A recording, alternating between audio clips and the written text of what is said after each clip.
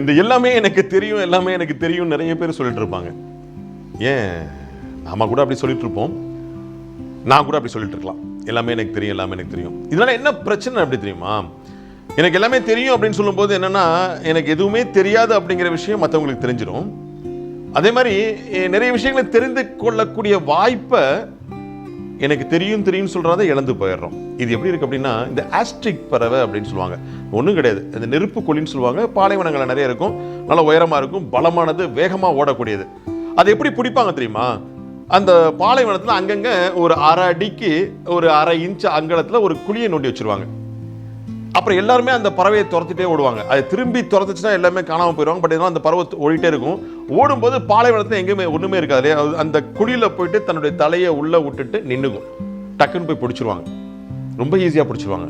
என்னன்னா, தன் தலை உள்ள மறைஞ்சிருச்சு அப்படின்னா தான் உடம்பே மறைஞ்சிருது அப்படிங்கிற நம்பிக்கையில் தன்னையே இழந்துருது அந்த ஆஸ்ட்ரிக். அதே மாதிரி தான் நீங்களும். எனக்கு எல்லாமே தெரியும், எல்லாமே தெரியும் அப்படின்னா நம்மளையே இழந்துருவோம். ஸோ தெரியுங்கிறத சொல்லிட்டு தெரிஞ்சுக்கிறதுக்கு ஆர்வத்தை காட்டினா ரொம்ப நல்லா இருக்கும். நாளைக்கு பார்ப்போமா?